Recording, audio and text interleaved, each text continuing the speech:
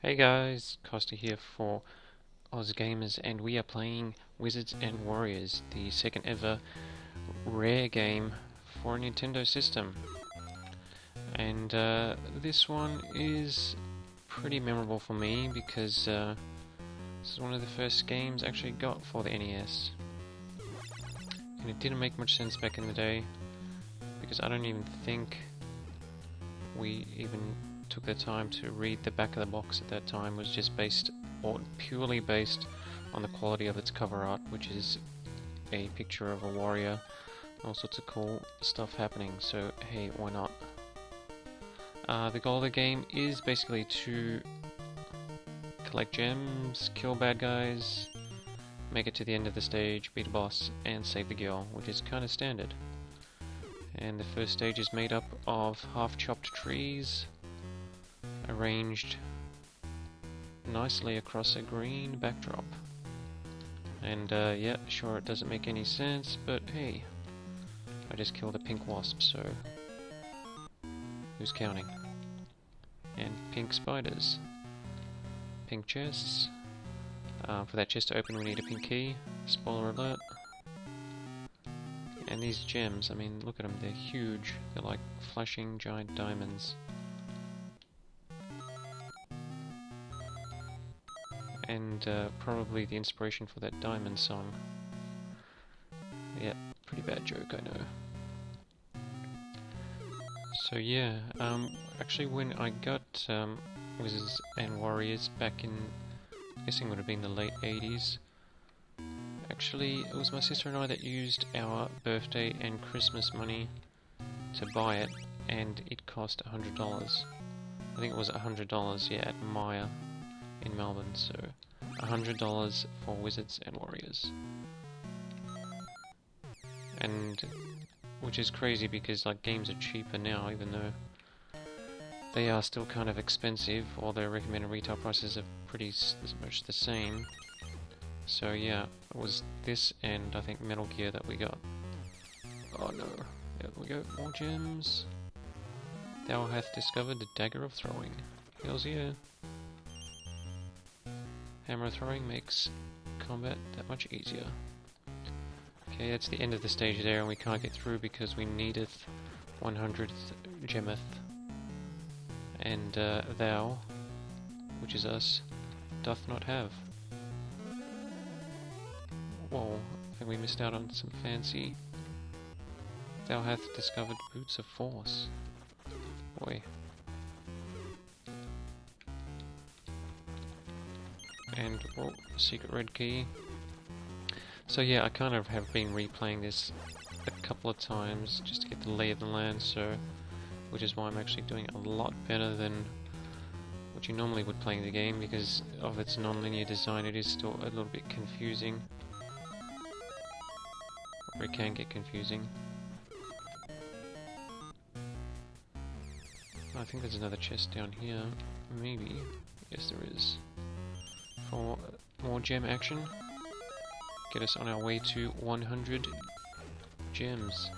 And we're kind of like almost there. It's probably better than the best speed run ever recorded. Doubt it, but it's actually pretty quick. I remember when we first played this game like this, just to get past this first stage, took a whole day, I think, or something like that. And one other cool feature for this game, if you can barely hear it in the background, but anyway, is the music, which was composed by one of the composers at Rare, who also did the music for games like Donkey Kong Country, Diddy Kong Racing, and I think Battletoads, and a few other classics.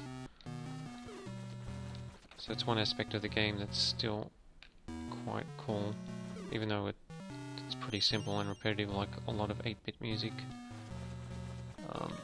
Still some cool melodies like this one here, which I think, because we're pink, we're invulnerable, maybe?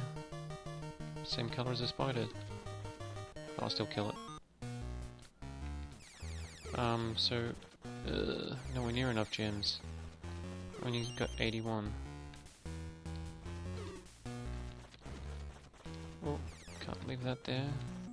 That was worth 2. Jump over this guy. I wonder how you get up there. I shall figure it out.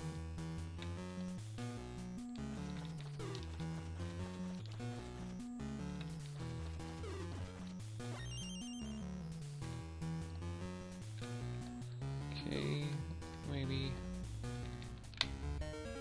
Hey, this door opened.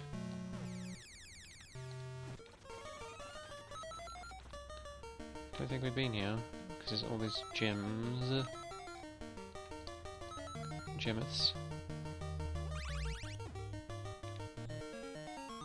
Ah, damn. 91. Oh, it's opened. So that looks like it was a timed door. Yep. There we go, we've cracked 100. So we can go to the end, even though we don't know how to get to the top of the stage to get the secret red chest. But we'll leave that for another day / never. To get back to the end, I think I have to go through this tree again. And once more? No. So let's climbeth the blue tree of power. You can see there you can't actually jump and attack, well you can jump and dagger, but to jump and sword you have to kind of like jump and aim the sword into him like that. And this warrior guy kind of jumps these 2 legs together, so it's a weird jump.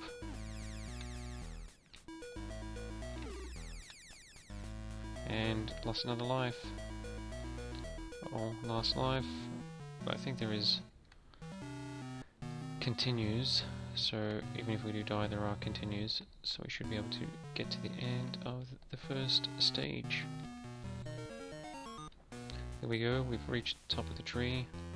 It actually looks like proper trees now, and not just a series of half-chopped trees floating in thin air. Okay, so now that dude's stepped aside, so we can go down this thing with the killer bees. Whoa, whoa, oh no, missed the chest. Oh well. Stuff happens.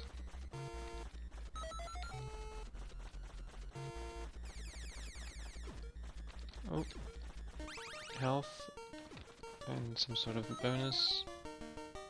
Whoa. Oh, missed the red chest.